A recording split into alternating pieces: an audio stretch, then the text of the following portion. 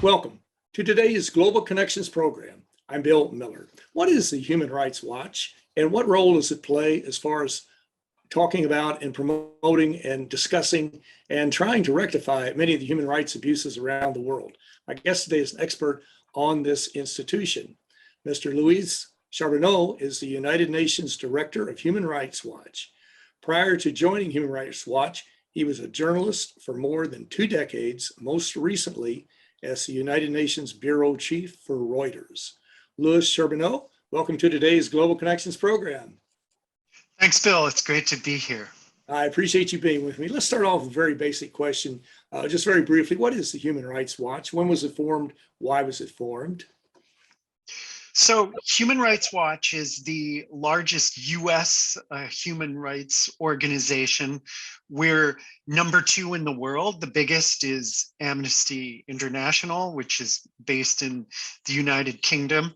But we began in 1978, 3 years after the Helsinki Human Rights Accords were signed, and the Helsinki Human Rights Agreements were basically a way to get Eastern Bloc communist governments to commit to fulfilling international human rights standards, which was something they at the time clearly didn't intend to do, the communist governments and in Eastern Europe, but they wanted access to Western financing and all of those good things. So they signed these agreements. Well, Human Rights Watch, in its original form, it was called Helsinki Watch, and it was all about those Helsinki Accords.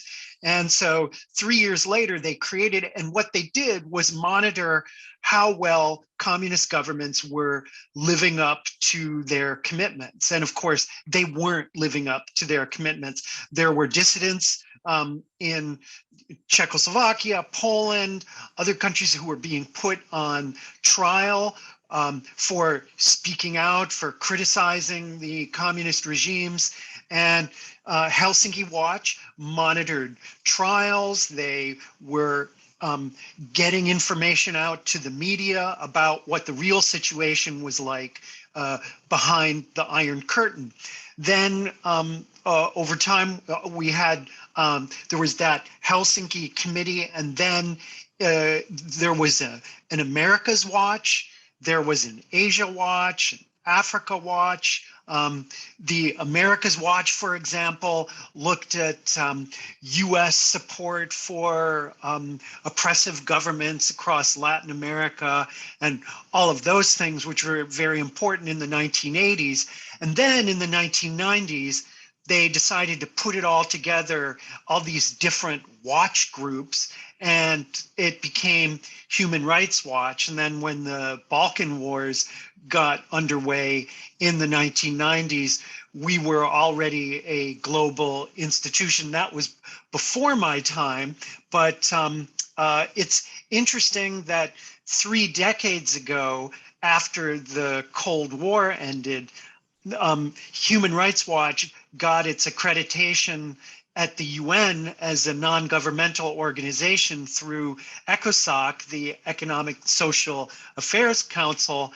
And actually, one interesting thing that I learned recently, now that last week Russia closed down our office in Russia because of the work that we've been doing on Ukraine and other things.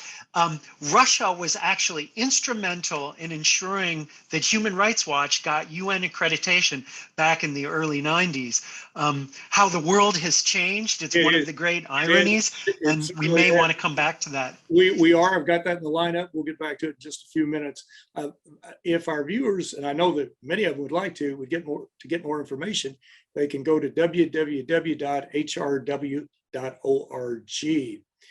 So you're now accredited at the United Nations. And of course, the United Nations is somewhat of the epicenter of covering human rights violations and hopefully dealing with them in many respects. You've got the Human Rights Council. We think back to 1948 with the Declaration of Human Rights that was really shepherded through the UN mostly by Eleanor Roosevelt. We see the United Nations has a variety of entities set up to deal with this. What are the two major, I mean, there's so many human rights violations. We could talk about Sudan, we could talk about Libya, we could talk about wherever, but what are the two major, I should say one now, especially with what's going on in Ukraine, but is there some other one that's up there that's as devastatingly horrible as Ukraine? Yeah, I mean, it's always difficult to sort of compare and contrast human rights crises. They're all bad, and we don't get into what I like to call bean counting. But each crisis has its own its own tragic causes and aspects. But I should say, Human Rights Watch is we're active in about 90 countries. We try to follow everything. If there's a big crisis somewhere, then we will mobilize people to hopefully get on the ground and to see things. And we have people who focus on the research. They get on the ground. We have a crisis team, for example, in Ukraine right now, which I'll talk about in a second. So we have people who show up, get there, or they're on the borders. Then we have people like myself who work very closely with our researchers on the ground and doing our advocacy. And we take the information that we gather on the ground and in our research and present it to governments, to international organizations like the UN. And we come up always with recommendations. A lot of what we do, it seems like journalism on one level, where we're interviewing people, gathering information, trying to inform people about human rights abuses, which is something that good journalists are doing every day. But we try to go a step further with recommendations for governments, for international organizations. What can you do to change things? And then we try to follow through and make sure that that change actually happens. So we're actually going much further than journalists in that we're not content with just getting our information out there and making some headlines. We want things to change. We want war criminals to be put on trial. We want accountability. And so we're not satisfied until we've actually seen that change. So two crises that we're looking at.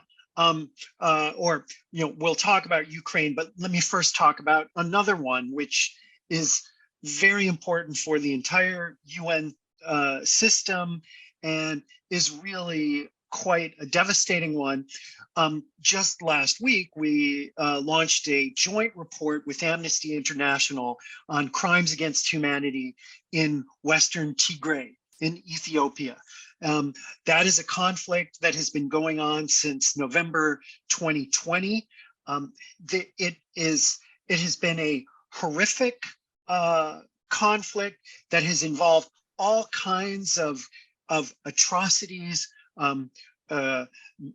mass killings, torture, rape, imprisonment, and these are crimes and human rights abuses that have been committed by all sides in that conflict. And so Human Rights Watch and Amnesty together interviewed over 400 people to get a very clear sense of what exactly is going on. And what our report describes is a very horrific ethnic cleansing campaign, which, as I said, is one that amounts to crimes against humanity. And as I said, we're all about the recommendations, in addition to exposing the abuses that we have lots of detail about.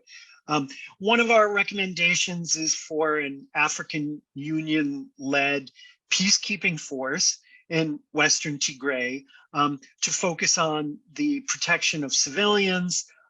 We would like this peacekeeping force to be cooperating with various UN humanitarian agencies. We also talk about the need for humanitarian access. One of the awful aspects of this conflict has been a blockade of the Tigray area, which has prevented humanitarian organizations from delivering food and medicine to needy people, to helping women who have been raped to get treatment, medical and psychological treatment.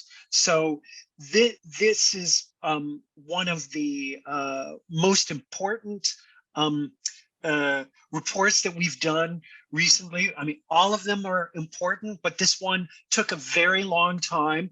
And, we did it with the world's biggest human rights organization, so that the number one and number two are together, even though, we have very different working cultures, which goes beyond the fact that we're an American organization, they're a British organization, but we also have different organizational cultures. But we set aside all of those little things, and we came together with a very strong report with strong recommendations. We've been sending it to members of the UN Security Council and other UN member states to make sure that they're highlighting it.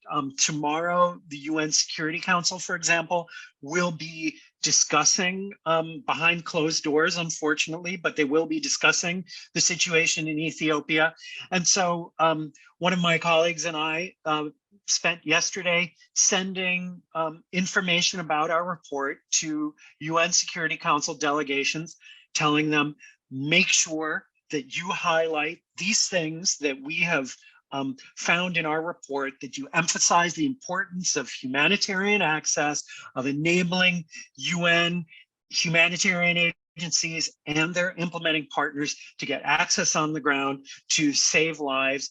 And we also point out the need for accountability, because right now there's a lot of interest in commitments to what the parties to the conflict have said would be a ceasefire. We haven't actually seen that ceasefire materializing into what they claim it should be.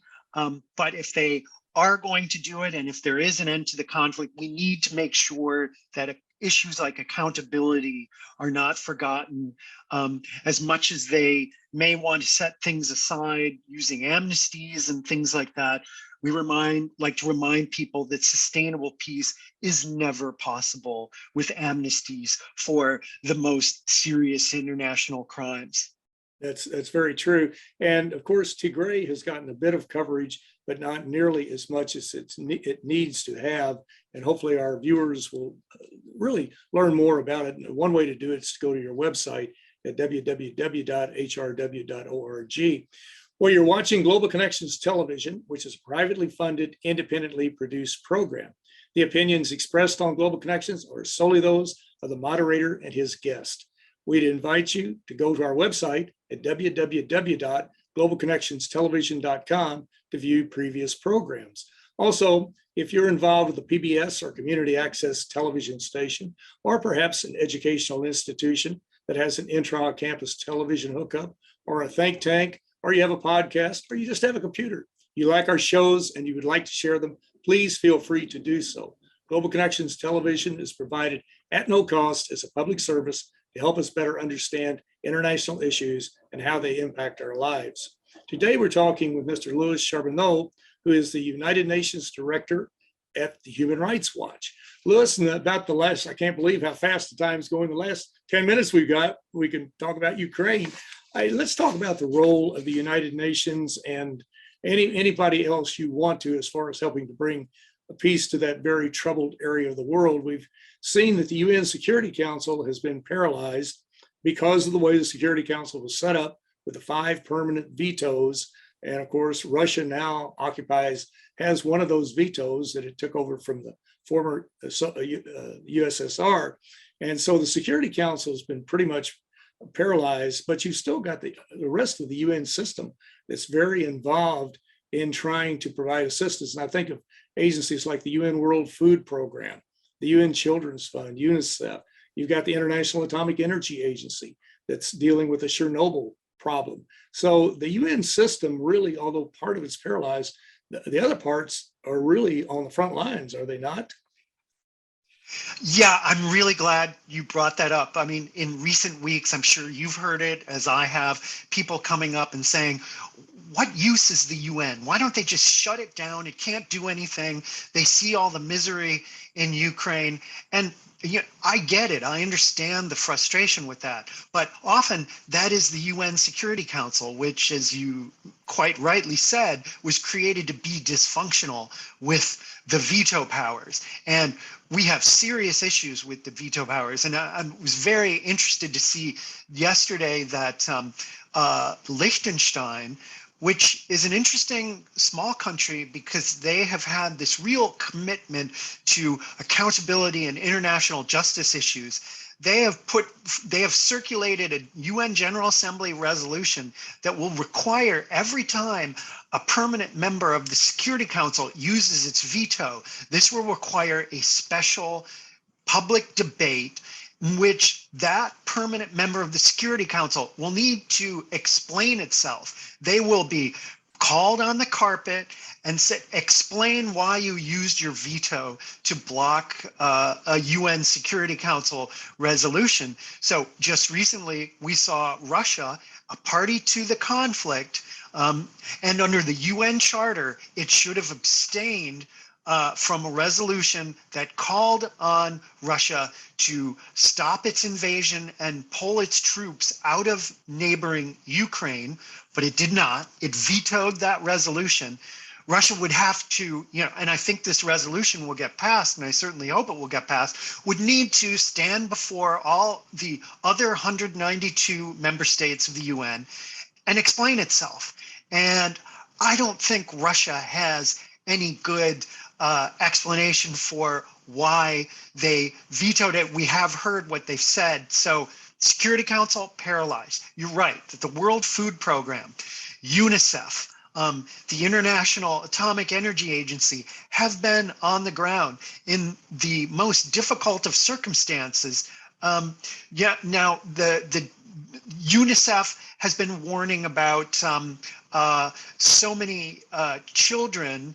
The UN Children's Fund, UNICEF, one of their specialties is water, access to water. So many children in Ukraine don't have access to clean water supplies. This is dangerous. I mean, we need oxygen to survive. You can't survive more than 3 minutes without oxygen. Well, it's 3 days without water. You can survive, experts say, 3 weeks without food, but you need water to survive, particularly children. So this is something that UNICEF is working on. And we often forget that while the Security Council is busy with the big powers beating each other up, we have people on the ground in places like Ukraine or Ethiopia risking their lives to save people's lives. The UN Refugees Agency, the UNHCR, they're also doing their best to help. There are, when I looked this morning, it was 4.7 million refugees that have gone over the border of Ukraine into neighboring countries, most of them to Poland, but also to countries like Romania, Hungary, Slovakia, Moldova, and those countries need help. Country like Moldova is very poor, and then Poland, Slovakia, Hungary, they also need help. These are huge numbers, particularly in Poland. So the UNHCR is there. Now, could they be doing more? Yes, I think so. I was personally just a few weeks ago on the border of Ukraine, and I have to say, I saw mostly non-governmental organizations helping refugees as they were pouring over the border literally 24 hours a day. I only saw one person from the UNHCR and one person from the International Organization for Migration. And I have pointed this out to UN officials that we need more people in those blue vests on the borders to make sure that things are happening, also to protect people from things like human trafficking, other things that so many of these vulnerable people coming across the border, are facing. But the UN is doing, I think, what it can to a certain degree, but they need to do more. And in certain areas, we need to see more mobilization, but also member states need to help them. But like I said, thank God for the non-governmental organizations that are handling the heavy lift at this point. That's very. And then the IAEA, very important. This is literally a nuclear powder keg where you have all of these nuclear installations fighting around them, and very worrying. And thank God that the IAEA can keep an eye on it. And hopefully we don't have Chernobyl disaster part 2. But sorry, Bill, go ahead. Chernobyl disaster number 1, part 1 was horrific. But I'm glad you brought up, I left out, I forgot to mention about the UN Refugee Agency. And of course, this year alone, they're working with over 80 million refugees around the world. 80 million. 15 years ago, it was 10 million.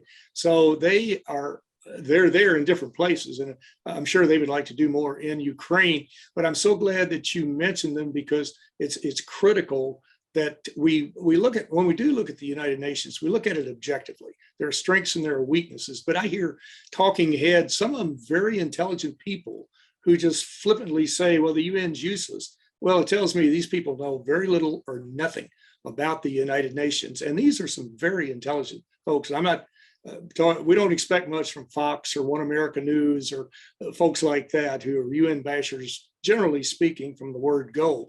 But these people were very intelligent, and I thought they just show how little they know and how poor research that their staff did, unfortunately, for them, and certainly didn't do them any favors.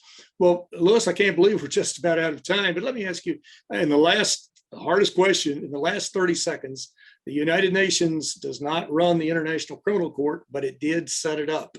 And the ICC is one of the few, if not the only place, maybe outside of a special tribunal in the world, where somebody like Putin could be taken or whatever, if that ever happens. It's a long shot. But do you think that that should happen? Should Putin go before the ICC? And we have about 30 seconds left, so that's the hardest one to answer. I'll make it quick. Okay. The ICC is in the midst of an investigation. We were very pleased to see that they got a mandate and quickly moved to do that. Maybe it is a long shot that President Putin would end up in the dock at The Hague. But if they get the goods on him, if they decide to pursue a prosecution and indict him for war crimes on the basis of command responsibility, because that's what it would be, they may say he'll never get there. But I'm sure that the former president of Sudan, President Omar Hassan al-Bashir, said, they'll never get me. Well, he may very well end up there. He is sitting in a prison cell. Charles Taylor never thought that he would end up in The Hague. And certainly Slobodan Milosevic, the Serbian leader, was probably telling people that they'll never get him. But he ended up in front of a war crimes tribunal in The Hague. So, I would say, famous last words for those who say they'll never get me. You never know if there's a new government that someday appears in Russia and decides that international justice and accountability and reckoning with some dark periods of their history means cooperating with the ICC and handing people over, including someone who might one day be a former president. You never know. And I'm sure that he's worried about that possibility, and he should be. I won't say that it's definitely going to happen, but I think that anyone would be reckless to rule it out as an impossibility. I think you're absolutely right. And we have to look at all avenues of accountability and move in that direction. And one other that really came as a surprise to many people was when the United Nations General Assembly voted to suspend Russia from the United Nations Human Rights Council, which was a humiliating defeat for the Russians. And a lot of people didn't think that would happen, but it did happen. And there are many other approaches that can be taken. But Louis Charbonneau, I want to thank you so very much for bringing us up to date on what Human Rights Watch is doing and these horrific human rights problems that we all really need to work on and to be cognizant of and to get involved in. So again, thank you so very much for a very interesting and a very informative program. Thanks, Bill. It was great. Thank you. I'm Bill Miller. Thank you for joining us today on Global Connections Television.